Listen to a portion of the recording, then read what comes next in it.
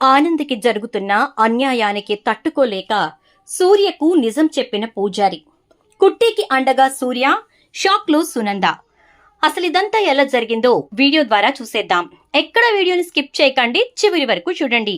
పూర్తిగా మీకు అప్పుడే అర్థమవుతుంది. ఇక మొత్తం మీద చూసుకున్నట్లయితే కనుక ఆనంది అయితే ఆఫీస్ నుంచి తిరిగొస్తూ ఉండగా కార్ బ్రేక్ డౌన్ అవటం వల్ల డ్రైవర్ అయితే ఒక చోట కార్ ఆపేసి మెకానిక్ ని తీసుకొస్తానని వెళతాడు. ఇక ఆనంది చీకట్లో ఒంటరిగా నించుని ఉంటుంది. సూర్య అటుగా వెళ్తూ ఆనంది కార్ చూసి ఆగుతాడు. తీరా చూస్తే అక్కడ ఆనంది నిలబడి ఉంటుంది. ఒక్కతే ఇక్కడుందేంటి అనుకుంటూ కార్ అటువైపు తిప్పుతాడు. ఇక దగ్గరికి వెళ్ళిన తర్వాత నాన్నొస్తున్నాడేంటి అనుకుంటూ ఆనంది అయితే ఇక సూర్య రాగానే సూర్యబాబు అని చెప్పని అంటుంది. ఇక్కడున్నావేంటి అనగానే కార్ బ్రేక్ డౌన్ అయింది సూర్యబాబు, డ్రైవర్ మెకానిక్ కోసం వెళ్ళాడు, నేను వెయిట్ చేస్తున్నా అంటుంది. ఈ టైంలో ఇక్కడ వెయిట్ చేయటం ఎందుకు, ముందు నిన్ను కనీసం వెళ్ళడానికి ఏదైనా ఏర్పాటు చేసి వెళ్ళాలి కదా వాడు అని అంటాడు. గదేం లేదు సూర్యబాబు, నేను గీడేదన్నా ఆటో పట్టుకుని పోతా, నువ్వు పోయి మెకానిక్ని తీసుకురా అని చెప్పినా, అందుకే పోయినాడు అని చెప్పని అంటుంది. సరేలే నువ్వు ముందు వచ్చి కారు ఎక్కు వెళదాం అంటే, వద్దులే సూర్యబాబు మీరు పోండ్రి, నేను ఆటో పిలుచుకుంటా అనగానే, టైం ఎంత అయింది అనుకుంటున్నావు, ఈ టైంలో నువ్వు పిలిస్తే ఆటోలు వస్తాయా, అయినా నువ్వు ఒక ఆడపిల్లవి, ఒంటరిగా ఇలా నిలబడటం ఈ టైంలో కరెక్టేనా, నువ్వు చదువుకున్నావు, నీకు ఆ మాత్రం తెలీదా అని అంటే, గదేం కాదు సూర్యబాబు అని చెప్పనంటే, ఇక్కడ నువ్వున్నావని చెప్పి నేను రాలేదు, నా ఇంట్లోనూ ఒక ఆడపిల్లుంది, నాకు ఒక కూతురుంది, ఆ కూతురు ఇలాంటి పరిస్థితుల్లో నుంచుంటే నేను తట్టుకోలేను కదా, అలాగే నువ్వు నించుని ఉండడం కూడా నేను చూడలేక వచ్చాను అని అంటాడు. దాంతో ఇక నీ కూతుర్ని నేనే నాన్న అని మనసులో అనుకుంటుంది. సరే వచ్చి కారెక్కు అంటాడు. ఇక కారెక్కుతుంది ఆనంది అయితే. ఇక అలా కారెక్కిన తర్వాత తీసుకొచ్చి గుడి దగ్గర దిగబెడతాడు. సూర్యబాబు లోనికి రండి అని అంటే, వద్దులే నేను వెళ్తాను కుట్టి అని చెప్పేసి ఇక అక్కడి నుంచి వెళ్ళిపోతాడు. తన కారులో ఆనంది పర్స్ మర్చిపోయేసరికి ఇక పద్మ వాళ్ళని పిలిచి పర్స్ ఇస్తాడు. ఇచ్చిన తర్వాత ఇక పద్మ వాళ్ళైతే, సూర్యబాబు ఆ కుట్టిని ఇంక మీరు క్షమించినట్టేనా అని అనేసరికి, అన్నీ చూసినవి నిజమవు పద్మమ్మ అని చెప్పి వెళ్ళిపోతాడు. ఏందయ్యా ఇది గిట్లంటున్నారేంటి అంటే, ఫోన్లయ్యే పద్దాలు, ముందు బిడ్డనైతే తన ఇంటికన్నా దించినారు కదా, చాలు పర్సు పట్టుకుని లోపలికి రా, బిడ్డ వచ్చినప్పుడు బిడ్డకిద్దాం అని అంటే, సరే అంటుంది పద్మ. ఇక లోపలికి వెళ్ళాక పర్సు పక్కన పెట్టి ఆనందికి ఫోన్ చేసి, బిడ్డ ఏం చేస్తున్నావు అని అంటే, ఇప్పుడే ఫ్రెష్ అయినా అమ్మా, సూర్యబాబు నన్ను ఇంటితాన దించారు అని అంటే, నీ పర్స్ కారులోనే మర్చిపోయినావు బిడ్డ, సూర్యబాబు మాకు ఇచ్చిపోయారు అని అంటుంది పద్మ. అయ్యో నిజమేనమ్మా నేను మర్చిపోయినా అని చెప్పేసేసి ఇక అంటుంది ఆనంది. అలా అన్న తర్వాత, రేపు ఉదయాన్నే నాయనతో పంపిస్తా తీసుకో అని చెప్తుంది పద్మ. ఏమ్మా సూర్యబాబు ఏమైనా మాట్లాడినరా అంటే, గదేం లేదు, ఎక్కినా కూర్చున్నా, తీసుకెళ్ళి నేను యాడుంటున్నానో ఆడ దింపారు అంతే అని అంటుంది. రోజులన్నీ ఎప్పటికి మారుతాయో బిడ్డ అంటూ ఉంటుంది. ఈలోపు ఇక్కడ సునంద అయితే ఒక చాలా పెద్ద కుట్ర చేస్తుంది. ఒక రకంగా చాలా దరిద్రపు పని. అదేంటి అంటే, ఆనంద్కి ఆదిత్యకు విడాకులు ఇప్పించటానికి లాయర్తో మాట్లాడారని చెప్పి ఉదయాన్నే గుడికొచ్చి పూజ చేయిస్తుంది. పూజ చేయించినప్పుడు ఏ పూజారైతే అంటే పూజారి తాత ఉంటాడు కదా, ఆయన గుడిలో ఉండడు. దాంతో వేరే పూజారితో పూజ చేయిస్తుంది. ఈ పేపర్స్ పూజలో పెట్టివ్వండి అని అంటుంది. శశికాంత్ అయితే, సునంద నువ్వేం చేస్తున్నావో అర్థమవుతోందా, నువ్వు చేసే ఈ పనికి భగవంతుణ్ణి సాక్ష్యంగా పెట్టుకుంటున్నావా అంటే, భగవంతుడు న్యాయం వైపే ఉంటాడండి అని అంటుంది. ఇక పూజారి గారు పూజ చేస్తున్న మధ్యలో విడాకుల పత్రాలు ఆనంది ఆదిత్య అని చెప్పి రాసుండడం చూసి ఒక్కసారిగా షాక్ అవుతాడు. ఇక అయిపోయిన తర్వాత వాళ్ళ చేతికి పూల సజ్జ ఇచ్చేసి ఇక పూజారి గారికి ఫోన్ చేసి, పెద్దనాన్న అని అంటే, చెప్పరా కేశవ అంటాడు. ఇక్కడ సునంద గారు వాళ్ళు పూజకొచ్చారు అనగానే, చేసి పంపించు నేను వచ్చేస్తాను ఒక 10 నిమిషాల్లో అంటాడు. అది కాదు, వాళ్ళు వచ్చిన తర్వాత వాళ్ళు పూజకిచ్చిన కాగితాలు గబుక్కున ఓపెన్ అయ్యేసరికి చదివాను, అందులో ఆనంది ఆదిత్యల విడాకుల పత్రం అని ఉంది అనగానే, ఏంటి, ఆనందికి ఆదిత్యబాబుకి విడాకులు ఇప్పించటానికి సునందమ్మ ప్రయత్నిస్తోందా? ఇది చాలా ఘోరమైన విషయం. ఆనంది జీవితాన్ని ఈ రకంగా చెయ్యాలని చెప్పని అనుకోవటం చాలా తప్పు. అసలు ఇలా ఎందుకు ఆలోచిస్తోందావిడ? పంతానికి పోయి ఇంత దూరం తీసుకొస్తోంది. ఇక ఈ విషయంలో నేను ఉపేక్షించటం కరెక్ట్ కాదు. ఇక కుట్టి జీవితాన్ని నిలబెట్టాల్సిన బాధ్యత నేను తీసుకోవాల్సిందే. ఎట్టి పరిస్థితుల్లోనూ కుట్టికి కూడా విషయం చెప్పకుండా నేను ఎవరిని కలవాలో వాళ్ళని కలవాలనుకుంటాడు. సరేరా, నువ్వు ఈ విషయం గురించి ఎవరితో మాట్లాడుకో అని చెప్పి ఫోన్ పెట్టేసి ఇక సూర్యకి ఫోన్ చేస్తాడు. చెప్పండి పూజారి గారు అంటే, బాబు, మీ సమయంలో నాకొక్క అరగంట సమయం కావాలి. నేను మిమ్మల్ని కలవాలి.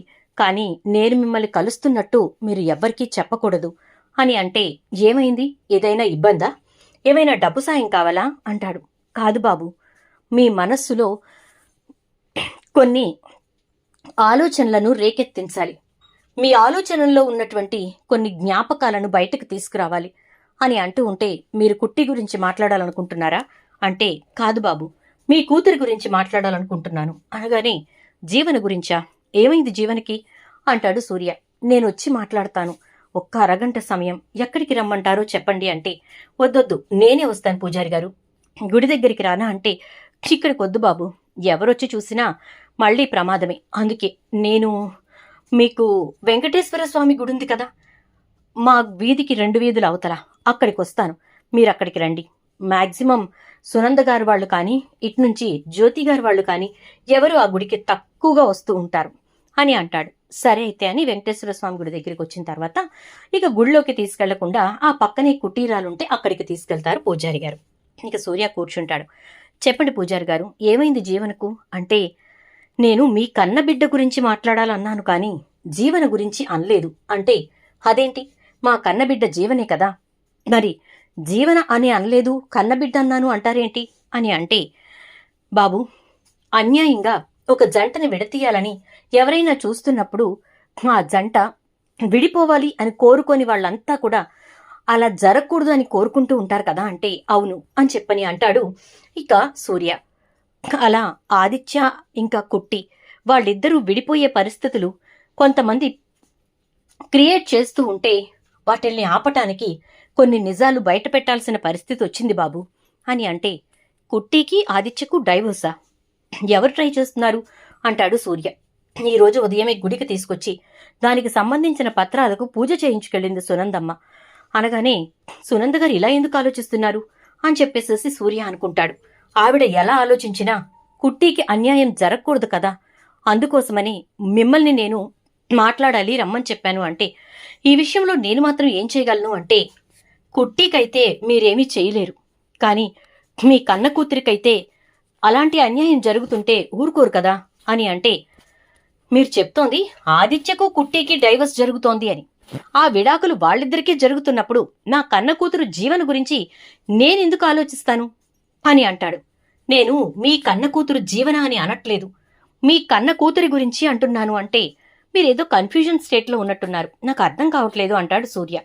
బాబు, విడాకులు జరుగుతోంది జీవనకు కాదు, మీ కన్న కూతురు కుట్టికి అంటాడు. ఏంటి, కుట్టి నా కన్న కూతురా? ఏం మాట్లాడుతున్నారు మీరు? మా కన్న కూతురు. అవును బాబు, నేను చెప్తోంది నిజం. కుట్టి మీ కన్న కూతురు. చిన్నప్పుడు తనని కర్పగం ఎత్తుకుపోయిన తర్వాత కర్పగం దగ్గర నుంచి తను పారిపోయి ఒక ఆశ్రమంలో చేరింది. అలా ఆశ్రమంలో చేరటానికి ముందు తను పారిపోయి వస్తూ ఉండగా ఒక స్వామీజీ మీ కుట్టిని కలిశారు, అదే మీ కన్న బిడ్డను కలిశాడు. ఆయన, నువ్వు ఎక్కడికి వెళ్తున్నావని అడిగితే నా ఇంటికి అని చెప్పిందట. నీ ఇంటికి వెళ్ళి నీ తల్లి ప్రాణాలు తీయాలనుకుంటున్నావా అని అడిగాడట. నా తల్లి ప్రాణాలు నేను తీయడమేంటి అని తనంటే, అవును, నువ్వు ఎప్పుడైతే మీ ఇంటికి వెళ్ళి నీ కన్న తల్లికి దగ్గరగా ఉంటావో అప్పుడు నీ కన్న తల్లికి ప్రమాదం జరుగుతుంది, ప్రాణాలు పోయినా ఆశ్చర్యపోనక్కర్లేదు అని చెప్పారట. ఇది ఏ వయసు వరకు అని అడిగితే అది నేను చెప్పలేను అన్నారట. అందుకోసమే కుట్టి తనుగా ఈ ఇంటికి రాకుండా తన స్థానంలోకి మల్లిని తీసుకొచ్చి జీవనగా మీ ఇంట్లో పెట్టింది.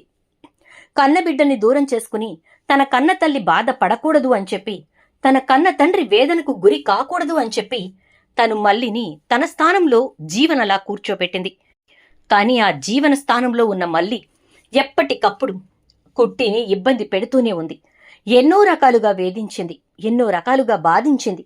ప్రతిసారి తనని దోషిని చేసి చూపించటానికి విశ్వ ప్రయత్నాలు చేస్తూనే ఉంది. అని అంటే, పంతులు గారు, మీరు చెప్తోంది నిజమా? నాకేమీ తోచట్లేదు. మీరు చెప్తుంది నిజమా కాదా అని అర్థం కావట్లేదు అని అంటే, సరే, నేను చెప్తుంది నిజమో కాదో మీకిప్పుడే నిరూపిస్తాను, ఒక్క నిమిషం ఉండండి అని చెప్పని అంటూ ఇక స్పీకర్ పెట్టి ఆనందికి ఫోన్ చేస్తాడు. చెప్పు పూజారి తాత అని అంటుంది. అమ్మా, ఎక్కడున్నావు అంటే, ఆఫీసులో ఉన్నాను పూజారి తాత అంటుంది. అవునా, మరి నీకు నీ భర్తకి విడాకులు ఇప్పించాలి అని మీ అత్తగారు సంకల్పం గట్టిగా పట్టినట్టున్నారు. కాగితాలు పూజలో పెట్టించారు అనగానే, గదేంది పూజారి తాత, నేనేం చేసినా? గింతగనం నా మీద కోపం పెంచుకున్నది మా అత్త. నాకేం చేయాలో అర్థం కావట్లేదు అని అంటూ ఉంటే, అందుకే నేనొక నిర్ణయానికి వచ్చాను అంటాడు. ఏంది పూజారి తాత అని అంటుంది ఆనంది. ఇదంతా స్పీకర్లో సూర్య వింటూనే ఉంటాడు. నేను మీ నాన్న దగ్గరికి వెళ్ళి నిజం చెప్దాం అనుకుంటున్నాను. అప్పుడు మీ నాన్న నీకు అండగా నిలబడతాడు కదా అని అంటే, ఏంది పూజారి తాత, నువ్వు ఏం ఆలోచిస్తున్నావు? నాయన దగ్గరికి వెళ్ళి నువ్వు నిజం చెప్తే అప్పుడు నాన్నకి కోపం వస్తుంది, వాళ్ళని అడ్డుకుంటాడు, సరే. కానీ మా అమ్మ పరిస్థితి ఏంది? పోయినసారి నిజం చెప్పాలి అని చెప్పి ఆదిత్య గారు పుట్టినరోజు ఫంక్షన్ రోజున ఎంతో ప్రయత్నం చేస్తే ఏం జరిగింది? మా అమ్మ ఎవరికో యాక్సిడెంట్ చేసింది, గందుకోసానికని హాస్పిటల్కి పోయింది. మరి అలాంటప్పుడు మళ్ళీ ఇంకొకసారి అలాంటి ప్రయత్నం చేసి మా అమ్మకి, జ్యోతమ్మకి ప్రమాదం తీసుకొస్తావా పూజారి తాత? నా కన్న తల్లిదండ్రులు బావుండాలని చెప్పి నేను వాళ్ళకి దగ్గరగా ఉంటూనే దూరంగా ఉంటున్నాను. మరి అలాంటప్పుడు వాళ్ళని ఎందుకు పూజారి తాత నువ్వు అనవసరంగా ఇబ్బంది పెట్టడం అని చెప్పని అంటే, అది కాదమ్మా ఆనంది, నీకు విడాకులనేవి వాళ్ళు గనక నోటీసులు పంపిస్తే ఇకప్పుడు నీ తరపున ఎవరో ఒకరు నిలబడాలి. సింహాద్రి, పద్మ ఎంత మాట్లాడినా కూడా ఉపయోగం ఉండదు కదా. అందుకే సూర్యబాబుకి నిజం చెప్పాననుకో, ఆయన నా కన్న బిడ్డకు అన్యాయం చేస్తారా అంటూ నీ తరపున పోరాడతారు కదమ్మా అని అంటే, వద్దు తాత, నా పోరాటమేదో నేనే చేసుకుంటా. ఇన్నేళ్ల తరువాత వాళ్ళు ఇంతగానం పెంచుకున్న బిడ్డ తమ కన్నబిడ్డ కాదు అని తెలుసుకుంటే ఏమాత్రమన్నా తట్టుకోగలరా పూజారి తాత? వాళ్ళు మానసికంగా చాలా ఇబ్బంది పడతారు. మా అమ్మా నాయన నా కళ్ల ముందున్నారు, ఆళ్లతోనే నేనుంటున్నా. అది నాకు జాలదా ఏంటి? ఏ ఆపదొచ్చినా వాళ్ళు నన్ను వదిలిపెట్టరు. వాళ్ళ పేగుబంధం అంతే తాత. ఖచ్చితంగా ఇట్లా గనక నాకు విడాకులైతున్నాయి అని చెప్పి వాళ్ళకి నేను కన్న కూతుర్ని అని తెలియకుండానే కుట్టికి ఇట్లాంటి విడాకుల విషయం జరుగుతుంది అని తెలిస్తే చాలు, మా నాన్న నిమిషం కూడా ఆలోచించడు, నా కోసం పోరాడతాడు పూజారి తాత. దానికోసం అని చెప్పి నువ్వు పోయి కుట్టి మీ కన్న కూతురు అని చెప్పి చెప్పాల్సిన అవసరం లేదు. మా అమ్మ నాయన మంచితనం నాకు తెలుసు అని అనగానే, ఆ మంచితనమే పొనికి పుచ్చుకుని పుట్టావమ్మా. వాళ్ల గొప్పతనం నీలో ఉట్టి పడుతోంది. సరే ఉంటానైతే అని చెప్పి పెట్టేస్తాడు. అది విన్న సూర్య ఒక్కసారిగా షాక్ అవుతాడు. ఏంటి పూజారి గారు ఇదంతా అంటే, అంత చిన్న వయసులో తన తల్లిదండ్రుల గురించి చాలా గొప్పగా ఆలోచించిందయ్యా కుట్టి. అందుకోసమే తన తల్లి మానసిక వేదన పడకూడదు అని చెప్పి మల్లిని తీసుకొచ్చి తన స్థానంలో కూర్చోపెట్టింది అని అంటూ ఉంటే, సూర్య అయితే, థ్యాంక్స్ పూజారి గారు, ఇన్నేళ్ల తర్వాతైనా నిజం చెప్పారు. ఇప్పుడు నా బిడ్డకు అండగా నేను నిలబడతాను. తనకి నాకు నిజం తెలిసింది అనే విషయం తెలియనివ్వను. కానీ తనని ఎలా కాపాడుకోవాలో అలా కాపాడుకుంటాను అంటూ ఇక సూర్య అయితే ఇంటికి వెళ్తాడు. అలా వెళ్ళిన తర్వాత ఇక సునంద పంపించిన నోటీసులు కాస్త సింహాద్రి వాళ్ళ ఇంటికి, అంటే సూర్య వాళ్ళ ఇంటికి వస్తాయి. ఇక సింహాద్రి వాళ్ళు అవి తీసుకుని, గిదేందో నాకు అర్థం కావట్లేదు పదాలు అని చెప్పని అంటూ ఉంటే, సూర్యబాబు, జ్యోతమ్మ అంటూ ఇద్దరు గబగబా వెళ్తారు. ఏమైంది సింహాద్రి అంటాడు సూర్య. జ్యోతికి నిజం చెప్పడు సూర్య. ఇవేవో వచ్చాయి, నాకేందో ఏం అర్థం కావట్లేదు. బిడ్డ పేరు మీద వచ్చాయని చెప్పి పోస్ట్ మ్యాన్ చెప్పిండు అనగానే, ఏంటవి ఇటివ్వు అని చెప్పి జ్యోతి తీసుకోబోతుంటే, ఆగు జ్యోతి అంటూ సూర్య తీసుకుంటాడు. Divorce papers. సునంద గారు చాలా తప్పు చేస్తున్నారు అనుకుంటూ, ఇక నేను చూసుకుంటానులే, మీరు కంగారు పడకండి, వెళ్ళండి. పర్సు ఆనందికి ఇచ్చారా అంటే, ఇంకా ఇయ్యలేదు సారు, ఈ పూట వస్తానన్నది అంటే ఇటివ్వండి, నేను ఆనంది దగ్గరికి వెళ్తున్నాను అంటాడు. ఏమండి, మీరు ఆనంది దగ్గరికి వెళ్తున్నారా అని అంటే, అవును జ్యోతి, కుట్టిని కలవడానికి వెళ్తున్నాను అని చెప్పనంటే అవేంటి అంటుంది. ఇవి సునంద గారు తొందరపడి తీసుకుంటున్న తప్పుడు నిర్ణయానికి తార్కాణాలు అంతే అంటూ పర్సిటివ్ ఆనంద్ పద్మమ్మ అంటే ఇక పద్మ పర్సిస్తుంది. ఆ పర్స్ తను ఓపెన్ చేస్తాడు. ఎందుకు మీరు ఓపెన్ చేస్తున్నారు అని అంటుంది జ్యోతి. ఏం కాదులే అంటూ ఓపెన్ చేస్తే అందులో చిన్నప్పుడు తను జ్యోతి సూర్యాల మధ్య ఉన్నటువంటి ఫోటో ఉంటుంది. ఆ ఫోటోని ఆనంది ఈ ఇల్లు క్లీన్ చేస్తున్నప్పుడు ఆ ఫోటోని తీసుకుని జాగ్రత్త పెట్టుకుంటుంది. ఇక అది చూసిన సూర్య, నా కన్న కూతురు ఎన్ని జ్ఞాపకాలతో తన మనస్సుని బరువెక్కించుకుందో అనుకుంటూ ఇక డైరెక్ట్గా ఆ పేపర్స్ తీసుకుని పర్స్ తీసుకుని ఆనంది దగ్గరికి వెళ్తాడు. ఆనంది అయితే సూర్యని చూసి, నాన్నేంటి ఇంత సడన్గా గిట్లొస్తున్నారు అనుకుంటూ సూర్య సారు అంటూ గబగబా వెళ్తుంది. ఏంటి ఆదిత్య నీకు విడాకులు ఇవ్వడానికి ప్రిపేర్ అయిపోయాడా? సంతకం పెట్టి మరి డైవర్స్ పేపర్స్ పంపించాడు అనగానే ఆదిత్య గారు గట్లా చేసుంటారు. అదే సూర్యబాబు అంటే ఏం పిలవాలనుకున్నావు? నాన్నానా అంటాడు. గట్లేం కాదు, గబుక్కుని వచ్చింది అంతే అని అంటే, పిలువు నాన్నానే, ఏమైంది? తప్పేముంది? నువ్వు నా కూతురు లాంటి దానివే కదా, కూతురులానే పెంచుకున్నాను కదా చిన్నప్పటి నుంచి, పిలువు నాన్న అని అంటాడు. గది కాదు సూర్యబాబు అంటే, నాన్న అని పిలువు కుట్టి అంటే, గట్లనే నాయనా అని అంటుంది. ఇక వెంటనే ఆదిత్య గారు కావాలని సంతకం పెట్టుంటారు. మా అత్తమ్మ ఏదో ఒట్టు పెట్టించుకుని ఉంటారు, గందుకోసానికే పెట్టుంటారు అంతే. మీరు ఆయన్ని తప్పుగా అర్థం చేసుకోకండి నాన్న అని అంటే, భర్త అంటే ఎంత ప్రేమ, మరి అటువంటప్పుడు భర్త దగ్గర ఉండాలి కానీ ఇక్కడెందుకుంటావు అంటూ ఇక గబగబా పద ముందు అని ఆనంది చెయ్యి పట్టుకుని తీసుకెళ్లి కారులో కూర్చోపెట్టుకుని సునంద ఇంటికి వెళ్తాడు. అక్కడికి వెళ్ళిన తర్వాత ఇక సునంద గారు అంటూ సూర్య అనేసరికి, సూర్య గారు రండి లోపలికి అంటూ సునంద కూర్చోమంటుంది. వెనకాలే వస్తున్న కుట్టిని, నువ్వు మాత్రం గుమ్మం బయటే ఆగు అంటే, లేదు సునంద గారు, తను నాతో పాటే ఇంట్లోకి వస్తుంది, రా ఆనంది అని చెప్పని అంటే ఇక నిదానంగా ఒక్క అడుగు వేస్తూ లోపలికి వెళ్తుంది. ఏంటివి సునంద గారు అనగానే, ఆదిత్యకు ఆనందికి విడాకుల కాగితాలు, అవి మీదాకా వచ్చాయా అని అంటే, నా దాకా రావడమేంటి, ముందు రావాల్సింది నా చేతికే కదా అని అనగానే, అవి వాళ్ళ అమ్మా నాన్నకు పంపించాను నేను అని అంటుంది సునంద. తన కన్న తండ్రిని నేను కాబట్టి నేనే వాటిని తీసుకున్నాను అంటాడు. ఏం మాట్లాడుతున్నారు సూర్య గారు అని చెప్పని సునంద అంటే, అవును, నేనే కుట్టి కన్న తండ్రిని. ఇప్పటి వరకు ఎవరి కన్న బిడ్డో అనుకుంటూ ఉన్నారు కదా, కుట్టి కన్న తండ్రిని నేనే. ఆ విషయం నాకు నిన్ననే తెలిసింది.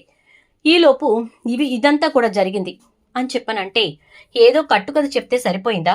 మీ కూతురు జీవన అని మాకు తెలీదా అంటుంది సునంద. జీవన నా కన్న కూతురు కాదు, మల్లి అనే పేరుతో నా కూతురు కుట్టికి అక్కడ పరిచయమైనటువంటి తన్ని తీసుకొచ్చి తన స్థానంలో కూర్చోపెట్టింది కుట్టి. జీవన నా కన్న కూతురు కాదు అని చెప్పని అంటాడు సూర్య. ఇప్పుడు ఏమంటారైతే అంటే, చేసింది నా కొడుకు పెళ్లే కదా, నాకెలాంటి అభ్యంతరం లేదు కదా, మరి ఇంకెందుకు మీరు కుట్టిని బయటుంచాలి అని అంటూ ఉంటే, కుట్టి మాకు అవమానం చేసింది, నలుగురిలో మా పరువు పోయేలా చేసింది అంటుంది సునంద. అదంతా ట్రాష్, ఎవరో కావాలని కుట్టిని ఇరికించారు, వాళ్ళెవరో ఏంటో నేను మొత్తం బయటకు తీస్తాను, అన్ని రుజువులతో సాక్ష్యాలతో నేను నిరూపిస్తాను, 2 రోజులే టైం ఇవ్వండి, ఈలోపు మీరు ఈ విడాకుల కాగితాలని వెనక్కి తీసుకోండి, లేదంటే నేను కేసు వేయాల్సి ఉంటుంది అని అంటాడు. ఏంటి సూర్య గారు బెదిరిస్తున్నారా అంటే, ఒక ఆడపిల్ల తండ్రిగా మిమ్మల్ని హెచ్చరిస్తున్నాను, మీరు తీసుకునే తప్పుడు నిర్ణయాలకి నా కూతురి జీవితం బలైపోతుందా అంటే ఊరుకునే ప్రసక్తే లేదు అంటూ ఇక సూర్య అక్కడి నుంచి వెళ్ళిపోతాడు. ఏంట్రా ఇది, నేను నాన్నని అంటాడేంటి సూర్య అనగానే, అవునమ్మా అంటాడు ఆదిత్య. ఏంటి నీకు తెలుసా అని చెప్పని అంటే, అవునమ్మా నాకు తెలుసు, కానీ ఆనంది సమయం వచ్చే వరకు బయట పెట్టొద్దు అంది. ఆనందికి మాటిచ్చాను, కానీ సూర్య గారికి ఈ విషయం ఎలా తెలిసిందో నాకు తెలియట్లేదు, కానీ తెలిసి మంచి పనే అయ్యింది. తనకి ఏ టైంలో అయితే ఒక తండ్రి అవసరం ఉందో, అండ అవసరం ఉందో ఆ టైంలోనే ఆయనకి తెలియడం మంచిదైంది అంటాడు ఆదిత్య. మరి ఇప్పుడు సూర్య ఎలాంటి నిర్ణయం తీసుకుంటాడు, మరి జీవనకు ఏ రకంగా చెక్ పెడతారు, అదేవిధంగా ఇప్పుడు ఆనంది ఆదిత్యల్ని కలపడానికి సూర్య ఏం చేస్తాడు, సునందని ఎలా డిఫీట్ చేస్తాడు, ఇదంతా కూడా రాబోయే ఎపిసోడ్స్లో చూద్దాం. వీడియో నచ్చితే లైక్ చేసి వీడియోని షేర్ చేసేయండి. ఛానల్ సబ్స్క్రైబ్ చేసుకోండి. పక్కనే ఉన్నటువంటి బెల్ ఐకాన్లో ఆల్ ట్యాప్ చేయడం మాత్రం అసలు మర్చిపోకండి. Thank you.